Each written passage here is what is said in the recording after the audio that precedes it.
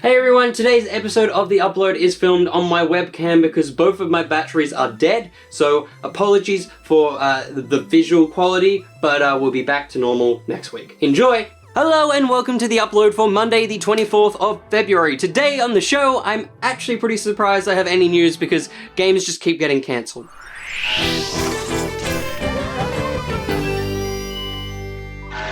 Alrighty, starting with things that do not exist, Star Wars.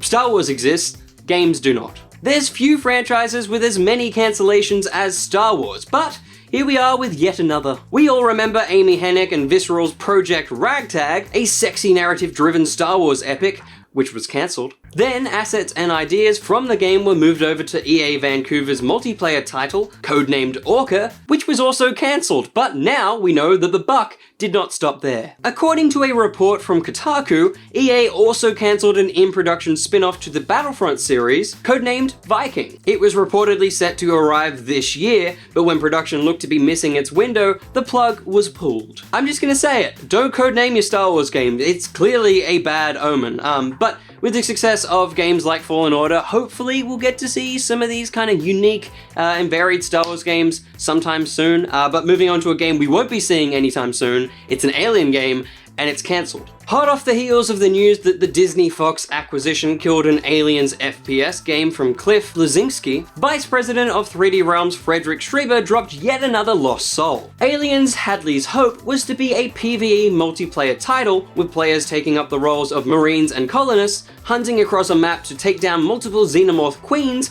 and their deadly offspring.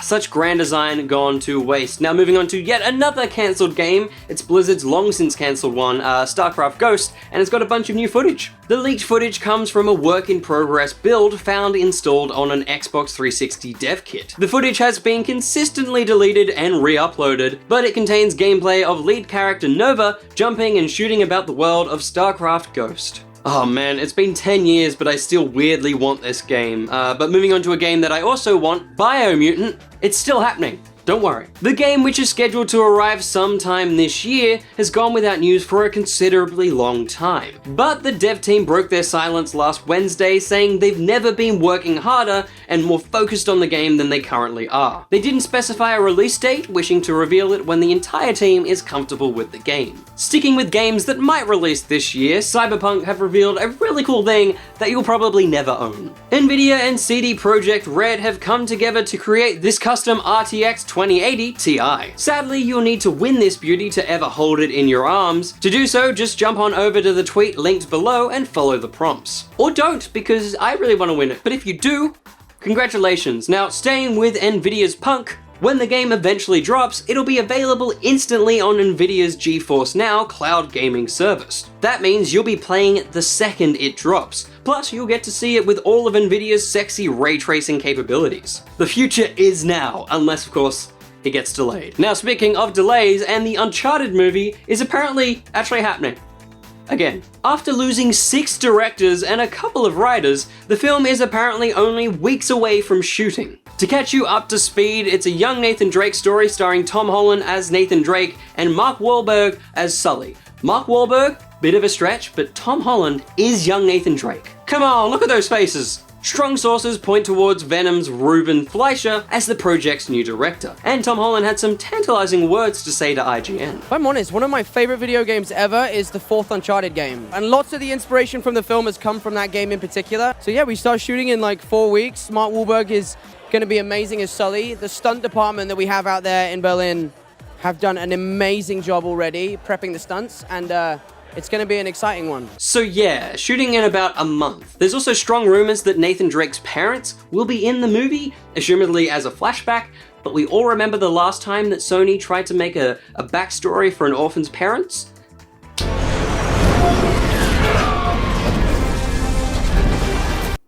I don't really care. Just let me hear the Nathan Drake theme in the cinemas. Ba ba ba ba ba ba ba ba, and keep up that smile because hot coffee is in Red Dead Redemption. Ba ba ba ba ba ba ba. I turn back to the microphone, it'll just be peaking. Now, if you don't remember, hot coffee was a disabled minigame in GTA San Andreas that let you get down with your dates. It was removed at launch, but modders managed to make it functional.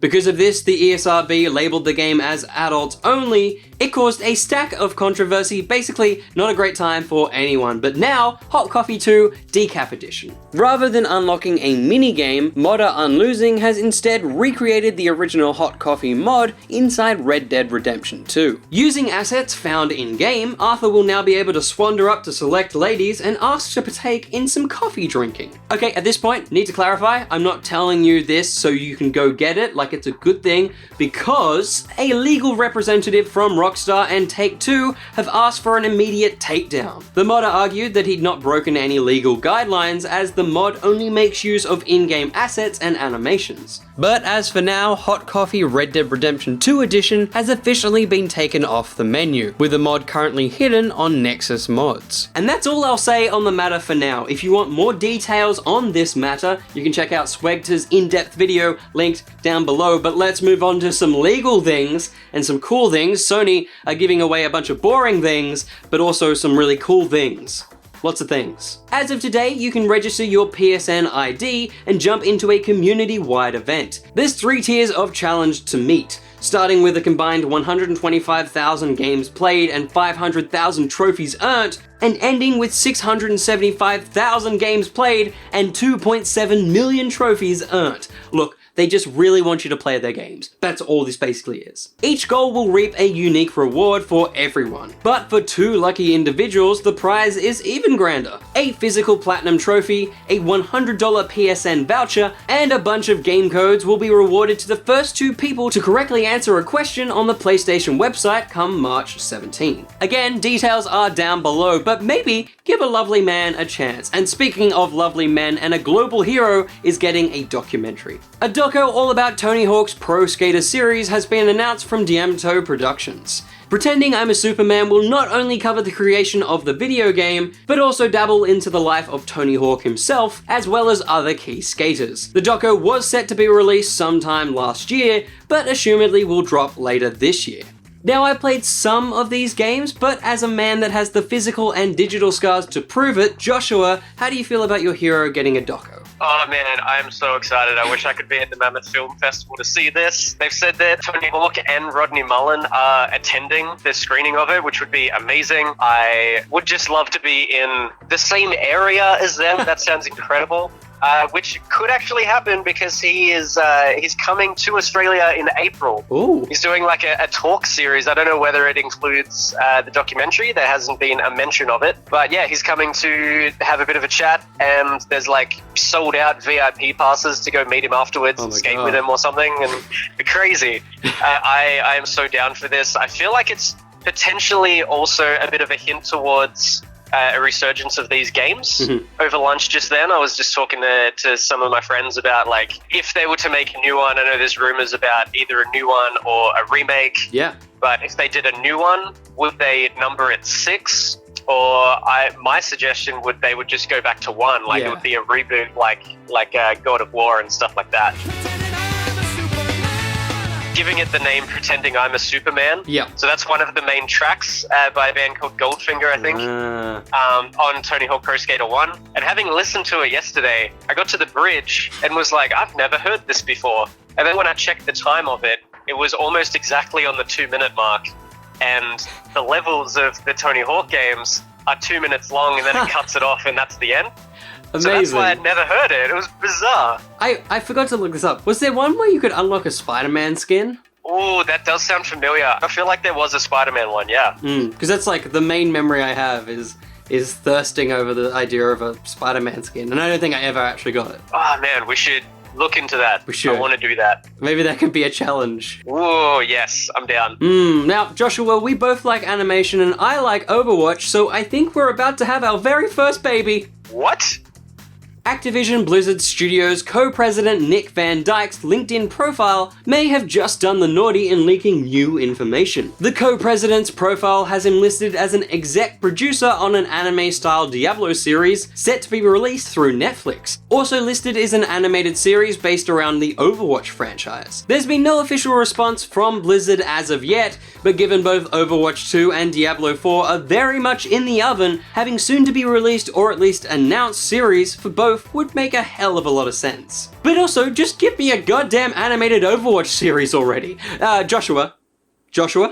He's gone. Well, he tried to play The Witcher and he also likes the Switch, so this is baby number 2 for Josh. Good news, nerds! If you've already spent hundreds of hours in the Northern Kingdoms, you can now take that progress on the go, as the Switch now allows you to transfer your Witcher 3 saves from Steam and GOG. And hey, if you want to push your saves from the Switch to your PC, you can easily do that too. Every day we move closer to that compatible world of gaming. But moving on now to some updates and DLC, it's patch notes.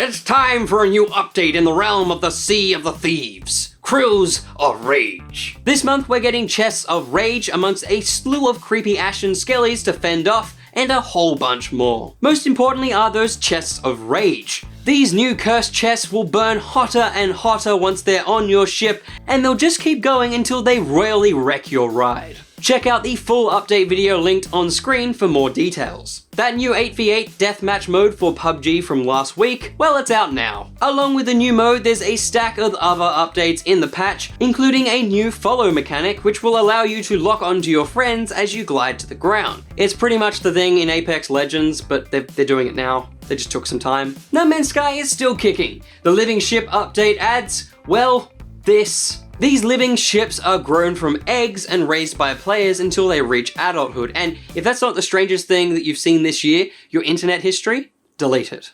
New points of interest have also been added during the update as well, so I'm sure fans of the series are about to lose yet another 100 hours. Fortnite dropped its second chapter for its second season, and if you care, you care. I'm sorry, Fortnite is a pain to talk about. You're either all over it like a rash, or you've bought the ointment to cure it. So a lot has changed, and Deadpool is now in the game with his very own dormitory. If you want to know more, it's out there. Are we good? We're okay, I've acknowledged Fortnite exists. We can move on?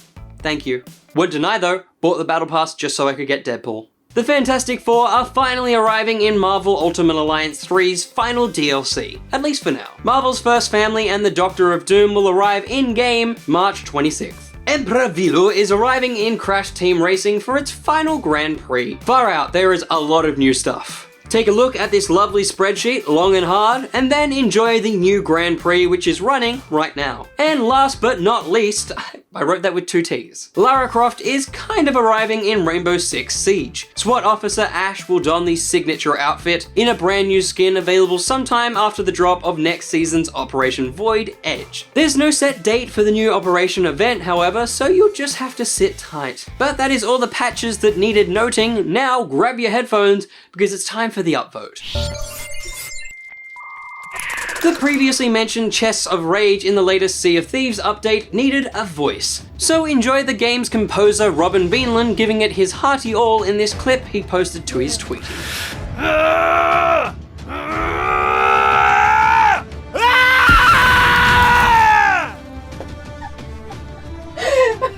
Did that go squeaky?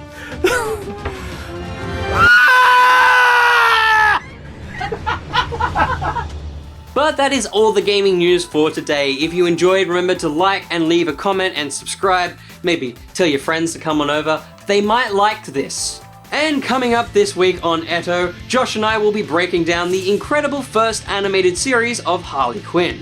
And maybe other things, but I'm a busy boy, so I don't want to confirm anything. But until the next video, bye-bye. And I'm still here, 2 videos up here, subscribe button over there. If I move out this way, thigh. Straight to the thigh.